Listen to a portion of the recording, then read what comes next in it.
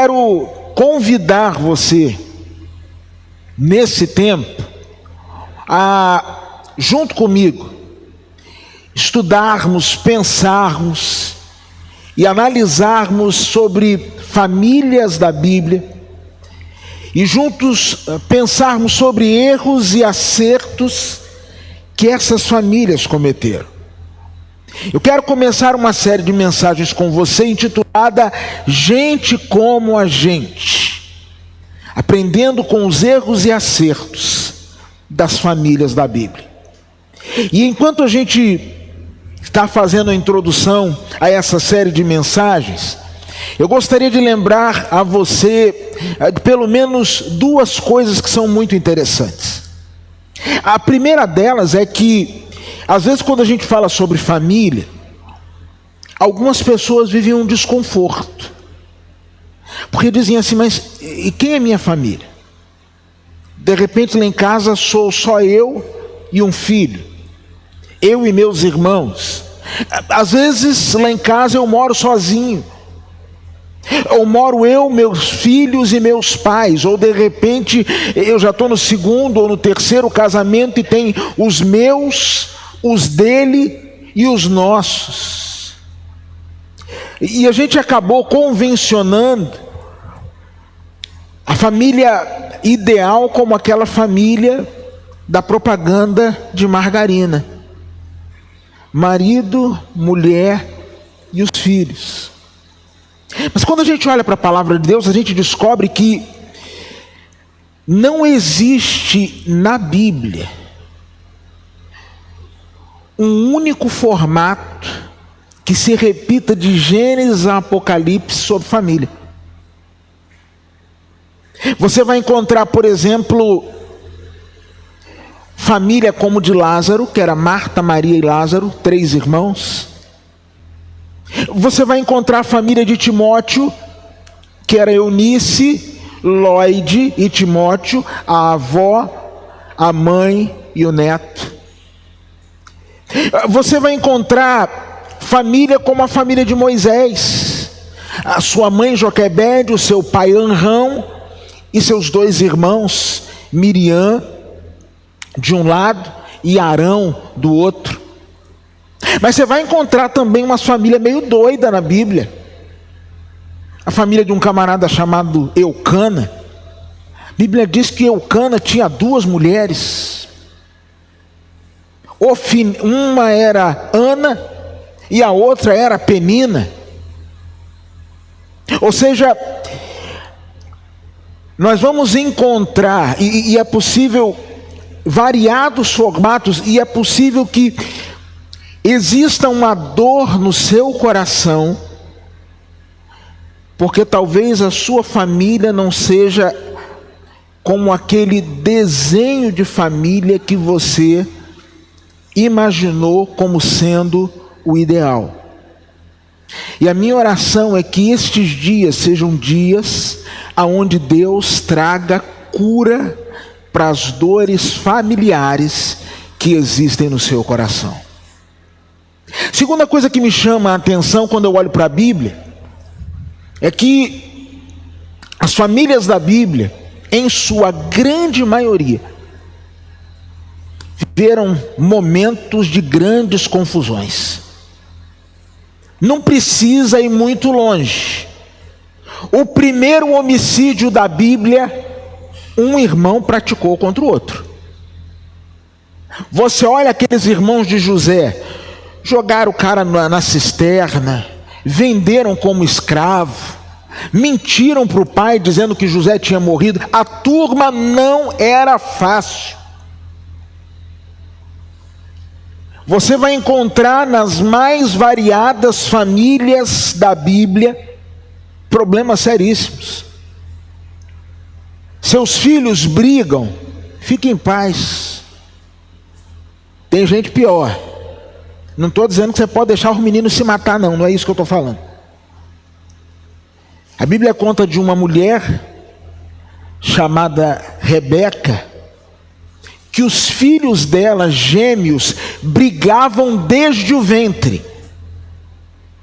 Imagine dois irmãos que desde o ventre já estão saindo no tapa. Por isso, se a sua família tem problemas, se a sua família tem dificuldades, se a sua família vive conflitos, bem-vindo ao clube. Nós estamos no mesmo barco, irmãos. O único lugar que alguém já disse que a família parece perfeita é no retrato. No retrato está todo mundo ali, ó. Todo mundo bonito, todo mundo arrumado, todo mundo cheiroso. O genro com a mão aqui no ombro da sogra.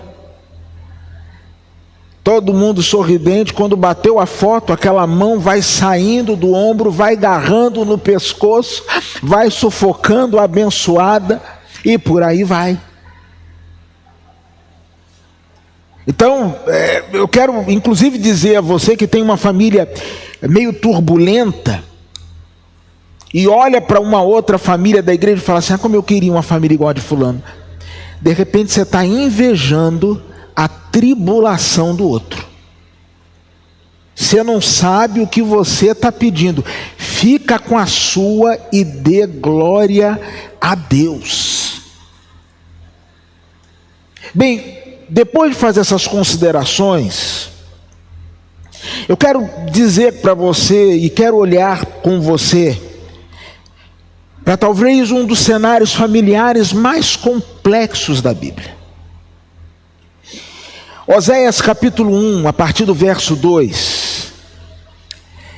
A palavra de Deus vai nos falar sobre uma família que tinha um nível de complexidade enorme, mas que ainda assim foi alvo da graça de Deus. Não importa o nível de complexidade da sua família, não importa quão esfareladas as coisas estejam, eu e você precisamos crer que sempre haverá oportunidade para manifestação da graça de Deus nas nossas famílias. Amém, irmãos? A Bíblia diz assim, e nós vamos ler até o verso de número 7 do capítulo 2. Quando o Senhor começou a falar por meio de Oséias, disse-lhe: vá, tome para você uma prostituta como esposa, e tenha filhos resultantes da prostituição, porque esta terra se prostituiu constantemente, afastando-se do Senhor.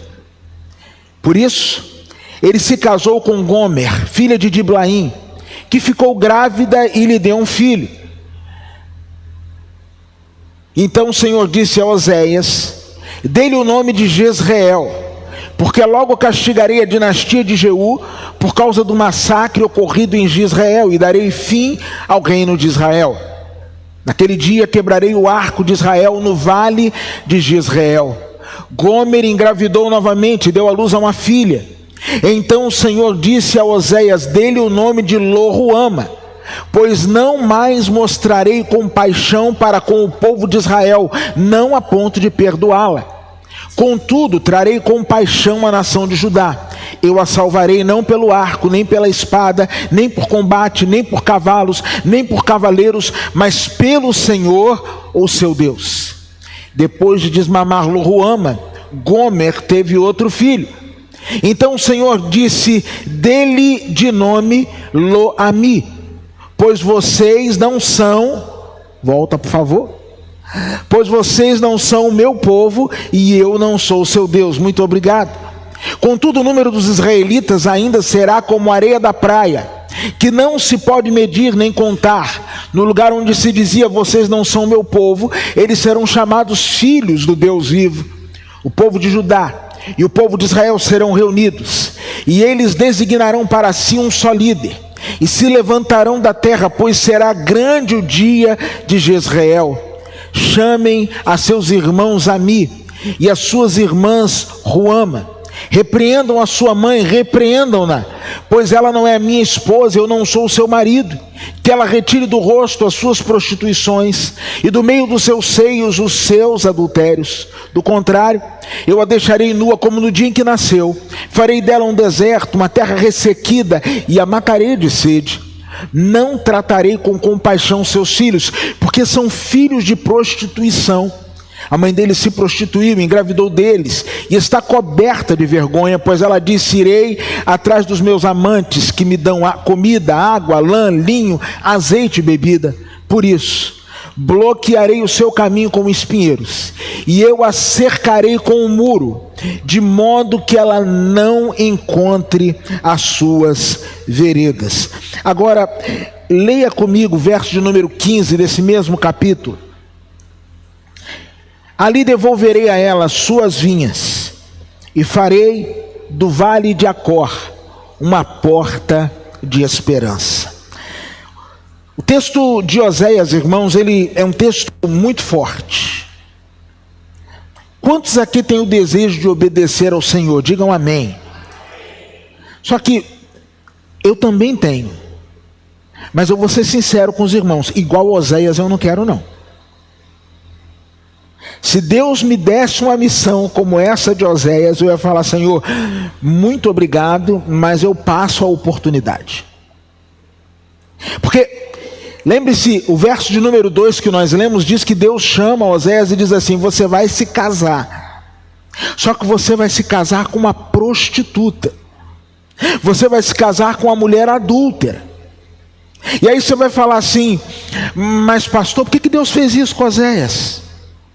Deus estava zangado com ele, Deus estava de mal com ele. Deus queria que o relacionamento de Oséias fosse um quadro vivo, que espelhasse na sociedade o relacionamento do povo com Deus. Assim como o povo estava dando as costas para Deus, assim como o povo estava se esquecendo de Deus, todas as vezes que eles olhassem para o casamento de Oséias, eles se veriam naquela relação. E aí a primeira lição que eu vejo nesse texto é que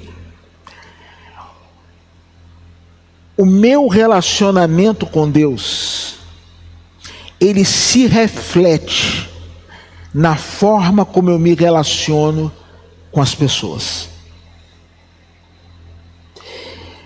O relacionamento de Oséias com a sua mulher Gomer era um retrato do relacionamento da nação com Deus. Estivesse bem a nação com Deus, não haveria um relacionamento como esse de Oséias e esta mulher chamada Gomer. Irmãos, é impossível ser espiritual e mau marido. É impossível ser espiritual e péssima esposa. É impossível ser espiritual e mau filho. É impossível, é incoerente ser espiritual e aquela sogra ou sogro perturbante, ou aquela nora entojada.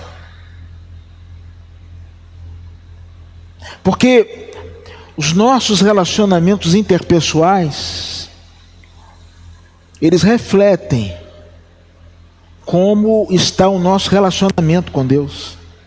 Perceba o movimento da cruz, ou as direções da cruz.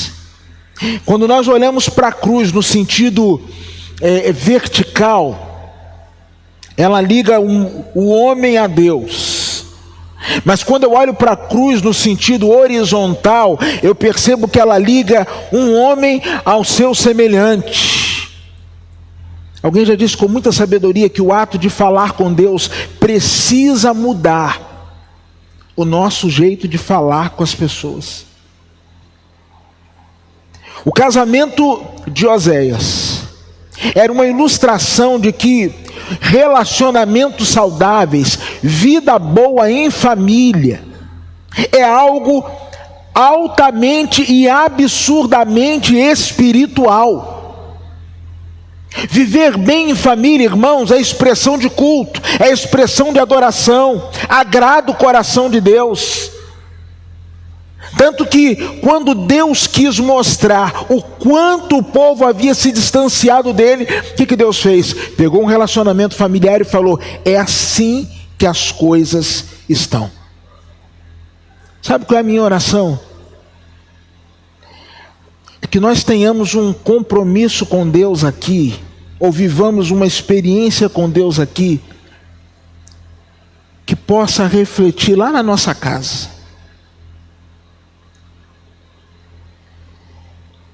Que a gente que às vezes estende as mãos para abençoar alguém aqui, quantas vezes vem uma criança aqui à frente para ser apresentada, e eu digo aí no seu lugar, estenda as mãos e diga que o Senhor te abençoe e te guarde. Nós como igreja estendemos as nossas mãos para abençoar aquela criança, mas quão poucas vezes estendemos as nossas mãos dentro de casa, dobramos os nossos joelhos para abençoarmos os nossos.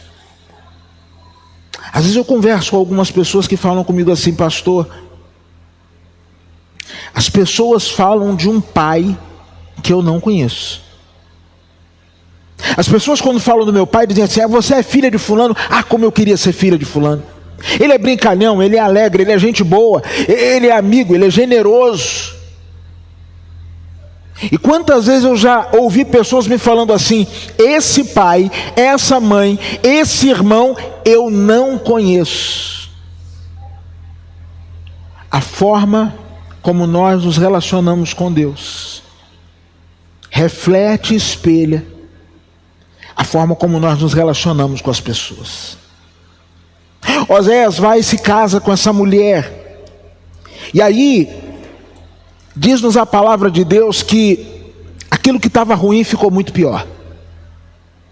Deixa eu dizer uma coisa aqui para você: ele estava obedecendo a Deus, mas para você que ainda não casou, eu preciso te alertar em uma coisa: jamais se case, esteja você aqui ou me assistindo, jamais se case na expectativa que você vai mudar ou melhorar alguém. Você não muda, você não se muda. Que dirá mudar o outro? Aquilo que já era ruim ficou pior. Não entre nessa história de não, depois que a gente casar, aí eu vou dar um jeitinho nele, vou dar um jeitinho nela, aí vai ficar mansinha, mansinha. Isso não existe.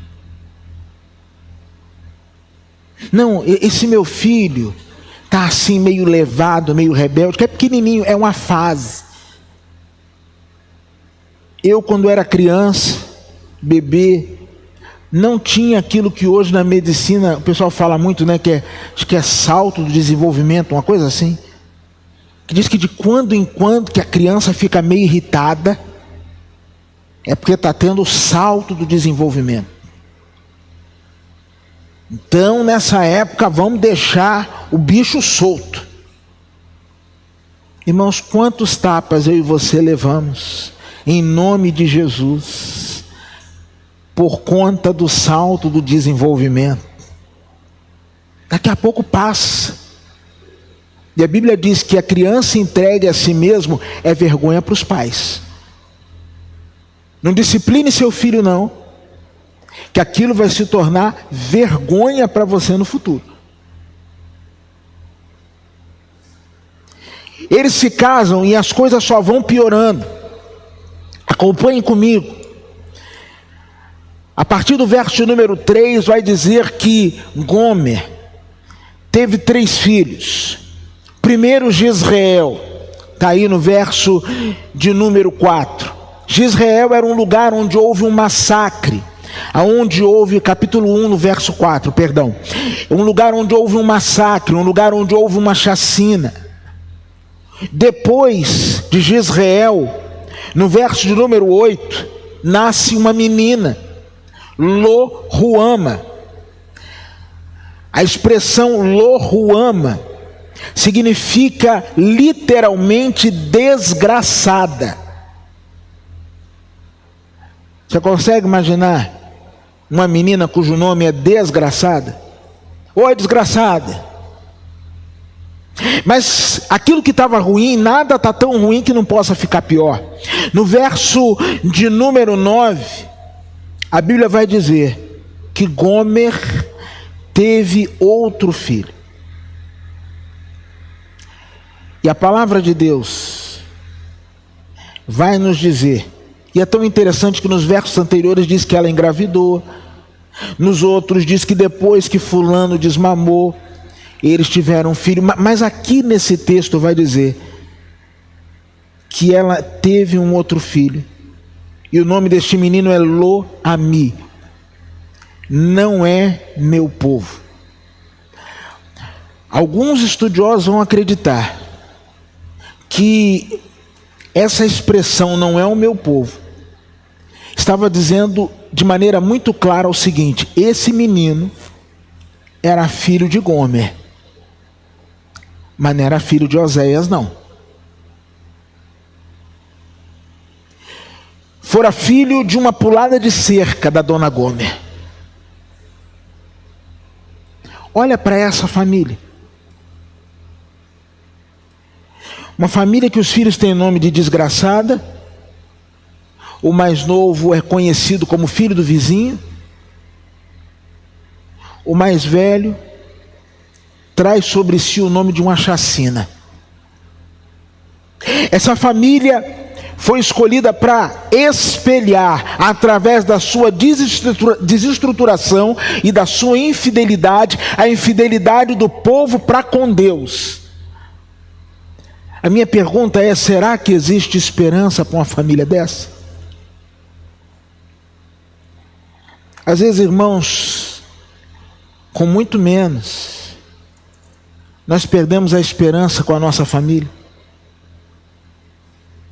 Com muito menos nós desistimos dos nossos filhos, desistimos dos nossos cônjuges, desistimos dos nossos relacionamentos. Será que existe esperança para uma família assim? Quando olho para esse texto, irmãos, eu sou levado a crer que existe esperança para essa família e para qualquer outra família em dificuldade, desde que ela entenda pelo menos 3 coisas. E a primeira coisa que me chama a atenção está no verso de número 10. Verso de número 10 diz assim, do capítulo 1: contudo o número dos israelitas ainda será como a areia da praia. Quando você lê esse texto, de quem você se lembra? Abraão. Lá no Gênesis, lá no início, Deus disse que os filhos de Israel seriam como a areia do mar. É como se Deus estivesse dizendo assim: o meu projeto, o meu plano, as minhas promessas, as minhas intenções para o meu povo ainda estão de pé. Às vezes, irmãos, nós achamos que precisamos de um novo plano. E tudo que nós precisamos é voltar para o plano original de Deus, para as coisas do jeito de Deus. Sabe, talvez as nossas casas precisem voltar para o plano original de Deus. Talvez, irmãos, algumas coisas que foram morrendo dentro dos nossos lares precisam hoje ser ressuscitadas. Talvez, irmãos, se lembra do culto doméstico, do finado culto doméstico?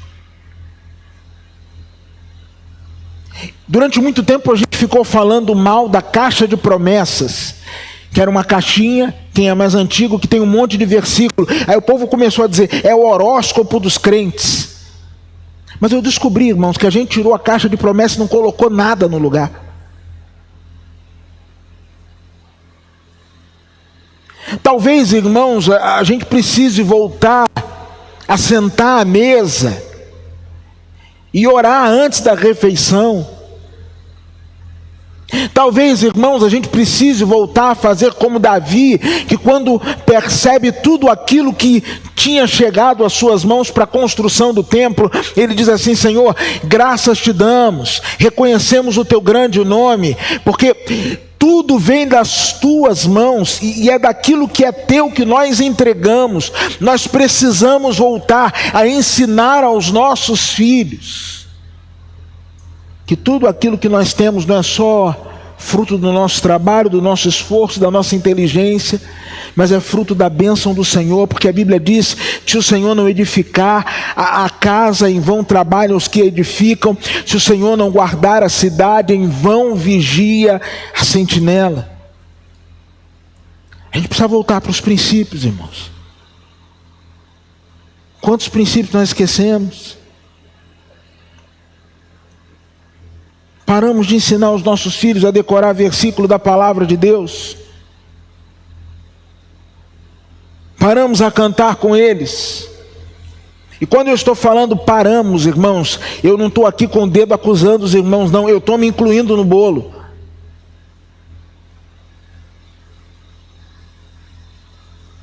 Paramos de viver a vida de Cristo dentro dos nossos lares. Irmãos, eu me considero um homem muito privilegiado. Meu pai está aqui. E eu me considero privilegiado porque durante a minha vida, e isso não é missa de corpo presente, porque eu nem padre sou, mas durante a minha vida, eu não só ouvi meus pais falarem das coisas de Deus dentro de casa, mas eu sempre vi meus pais viverem as coisas de Deus dentro de casa. Papai tinha um LP, que só de eu lembrar o nome dele, eu arrepio de nervoso, chamado O Templo Verde. Pense que coisa horrível e medonha. Ainda bem que em alguma mudança esse LP sumiu. Dia de sábado, irmãos, a gente acordava cedo a semana inteira. Sábado, 8 horas da manhã.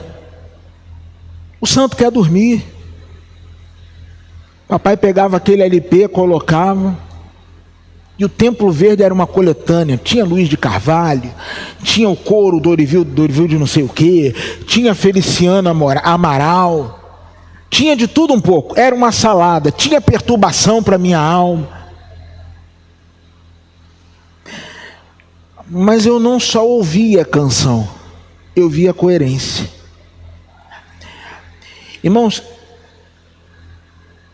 meus pais sempre foram de liderança na igreja. Meus pais nunca levaram crítica das coisas da igreja para dentro de casa.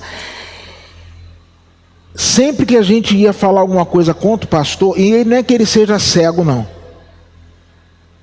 Quando a gente falava assim, o pastor, ele dizia assim: na minha casa não se fala mal de pastor. Se quiser falar, é da porta para fora. E não que ele super protegesse. Mas não adianta eu viver falando mal do médico, e na hora que meu filho adoece, eu digo assim: filho, vá lá conversar com o doutor. Às vezes, irmãos, nós criamos dos nossos filhos uma resistência contra a igreja, e depois nós queremos vê-los envolvidos e engajados na igreja. Esse texto vai nos dizer, irmãos, que a gente precisa voltar para o plano original. Mas a segunda coisa que me chama a atenção nesse texto está no verso de número 7 do capítulo 2. Se você deseja a obra da restauração nos seus relacionamentos familiares, prepare-se para Deus afastar de você e da sua casa quem te afasta dele. Verso 7 diz: ela correrá atrás dos seus amantes, mas não os alcançará. Procurará por eles, mas não os encontrará. No verso 6 diz assim, o verso antes: por isso bloquearei o seu caminho com espinheiros, eu a cercarei com um muro, de modo que ela não encontre as suas veredas. Você deseja uma bênção para a sua família? Sim ou não? Se você desejar de verdade uma bênção para a sua família, Deus vai começar a tirar pessoas do seu convívio. Você não vai brigar, não. Mas tem gente que vai começar a assumir. Tem gente que você vai ligar e não vai dar certo. Tem gente que você vai marcar e não vai rolar. O processo de Deus de restauração da vida em família passa por Deus afastar de nós tudo aquilo que nos afasta dele. Porque, irmãos, existem lugares que nós nos sentimos tão confortáveis que a gente não consegue sair.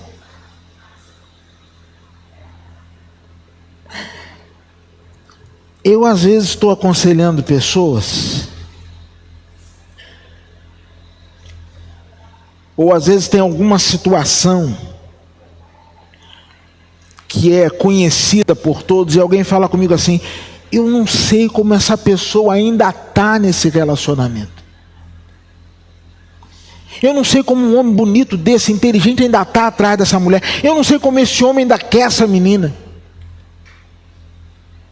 Relacionamento tóxico, abusivo. O que fulano está fazendo lá ainda?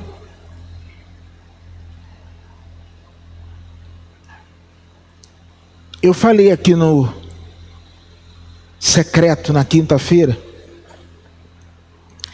Se alguém dissesse para você que daqui a 10 minutos esse prédio vai cair, quem ficaria aqui dentro? O Senhor falou com Ló: essa cidade vai ser destruída. E para Ló sair de lá, Deus teve que mandar um anjo para arrancá-lo pela mão.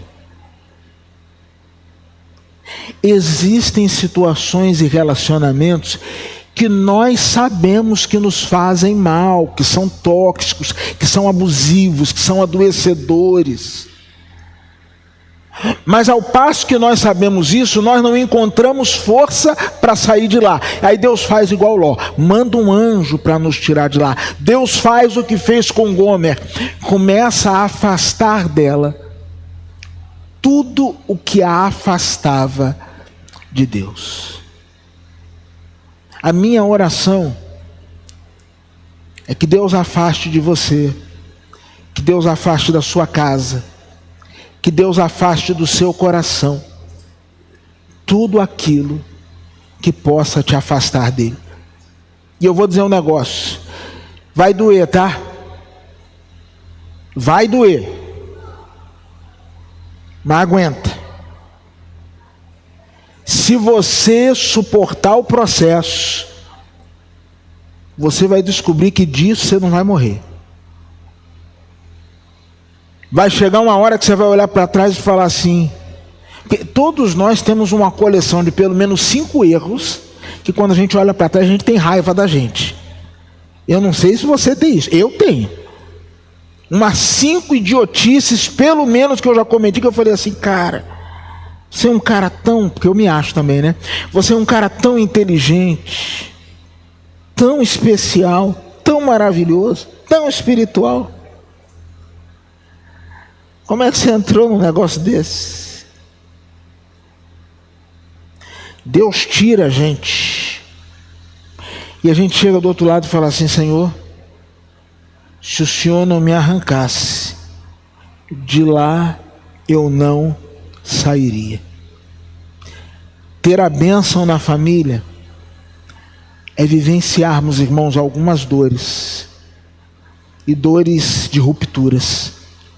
Eu ouvi uma mensagem há dias atrás do pastor Henrique Romero, intitulada Encerrando Ciclos. Mensagem tão boa, que eu confesso aos irmãos, eu tive vontade de pregar. Mas nesse mundo da internet, Imagina eu aqui falando, irmãos, eu estava lendo a Bíblia e Deus tocou no meu coração. Aí no meio da mensagem os irmãos assim, mentiroso, rapaz, isso está no Spotify. Então eu já tenho muito pecado, não posso atrair mais um para a minha vida. Mas o pastor Henrique Romero, ele fala algo muito interessante, está no Spotify. Recomendo que você ouça. Encerrando os ciclos. Ao momento que ele diz o seguinte: nós somos o povo da paz. Eu não vou dar spoiler na mensagem. Jesus falou, onde você chegar, dê a paz. Nem todos vão receber a paz. Quando não receber a paz, o que você faz? Bate a sandália, bate a poeira do pé e vai embora. Existem situações, irmão, que você tem que bater a poeira do pé. Ou em outras palavras, como diz o pastor Henrique, daquele lugar, daquela relação, não levar para casa nem a poeira. Deixa tudo lá.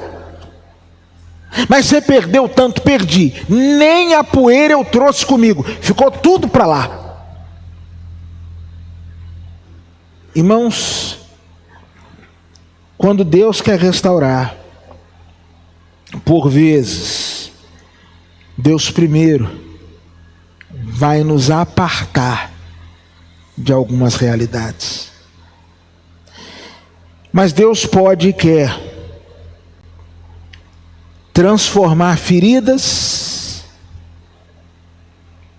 transformar o significado das nossas cicatrizes.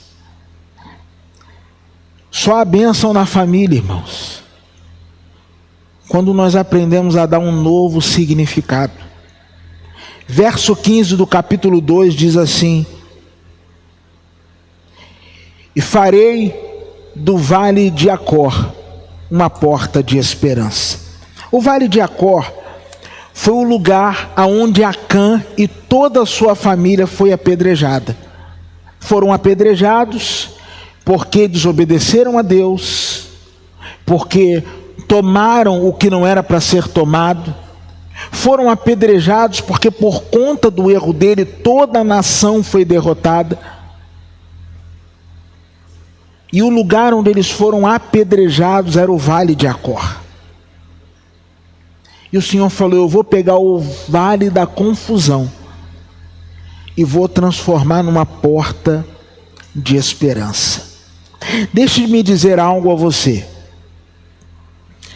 Reconheça as suas dores, mas não adube as suas dores. Não coloque fertilizante nos seus sofrimentos. O problema da gente, irmãos, é que a gente tem duas formas de olhar para uma cicatriz. A primeira é dizer assim: me machucaram. A segunda é: eu estou curado, não dói mais. O Senhor é poderoso para transformar a porta de confusão em lugar de esperança. Agora você precisa parar de fertilizar, de regar o que Deus não plantou. Irmãos, todos nós ferimos e somos feridos. Todos nós.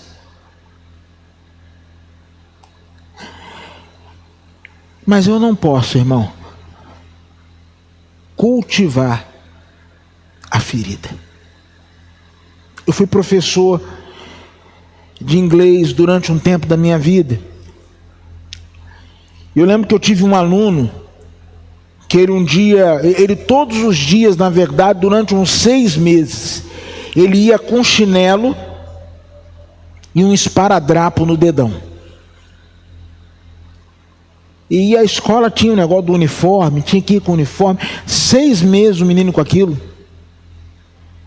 E um dia a mãe dele foi buscá-lo e eu falei assim: oi, tudo bom com a senhora, tal?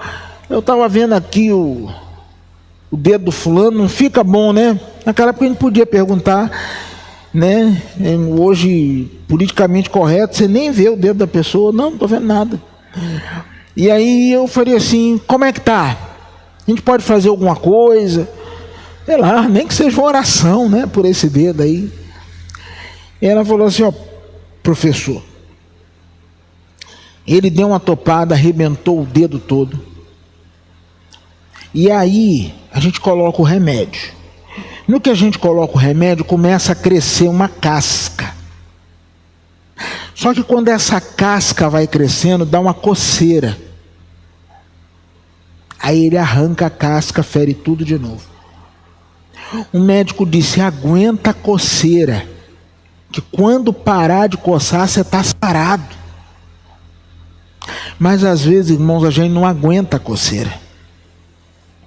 E abre a ferida, e abre a ferida, e abre a ferida. Vão acontecer coisas na sua vida, pessoas que te feriram, que te magoaram. E o contexto familiar é um ambiente oportuno para a gente ser ferido. Dentro de casa a gente fere e é ferido. E às vezes a gente está chegando no ponto da cura, no ponto da restauração, aí começa a coçar. Ah, mas eu não vou deixar isso assim não. Aí eu vou lá, tiro um pouquinho. Não está sangrando mais não, dá para eu tirar mais um pouquinho. Dá para eu tirar mais um pouquinho, pronto. Infeccionou, tem que começar o tratamento, tudo de novo. Se abra para transformar, ou para permitir que Deus transforme. Coloque uma nova bandeira, uma nova sinalização, uma nova legenda nos seus lugares de frustração. Transforme a porta de Jacó em porta de esperança. Eu já escrevi mais de 10 livros, nenhum deles publicados. Todos eles eu nunca passei ainda do sumário. Pense uma pessoa boa para botar os capítulos, o nome dos capítulos. Só esse ano eu já escrevi 2. 2 páginas, uma página, só tem um post-it lá no meu banheiro com os capítulos e o outro está aqui no computador da igreja. Se você olhar, está lá, livro Pastor Tércio. Se você olhar, não tem uma lauda, mas a ideia está lá. E esse meu segundo livro, ele fala sobre algumas experiências. Pode ser que ele saia daqui e vá para aqui. Pode ser. Algumas experiências que eu tenho vivido nesse tempo de hospitalização da mamãe. A hospitalização pode ser a pior coisa e é ruim, mas pode ser uma das mais pedagógicas na vida da gente. Uma experiência de grande ensino. E uma das coisas que eu descobri, ou que eu experimento, quando vou ao hospital, é que, e ontem a gente estava conversando sobre isso, eu, meu pai e meu irmão, é que o lugar do hospital é o lugar, no mesmo lugar, acontece nascimento e morte, cura e dor, amputação e restauração, no mesmo lugar. E eu fico pensando, irmãos, que o nosso coração, neste mesmo lugar, pode acontecer vida ou morte, cura ou dor, reabilitação ou amputação, choro de nascimento ou choro de morte. Tudo acontece ali naquele mesmo lugar. Tudo acontece aqui nesse mesmo lugar. Deus é poderoso para fazer muito mais abundantemente além daquilo que pedimos ou pensamos, segundo o poder que em nós opera. E nós precisamos, irmãos, pedir ao Senhor: Senhor, transformam o vale de Acor em porta de esperança. Essa luta da minha família transforma esta luta em algo que nos impulsione para uma nova vida, para uma nova experiência com o Senhor.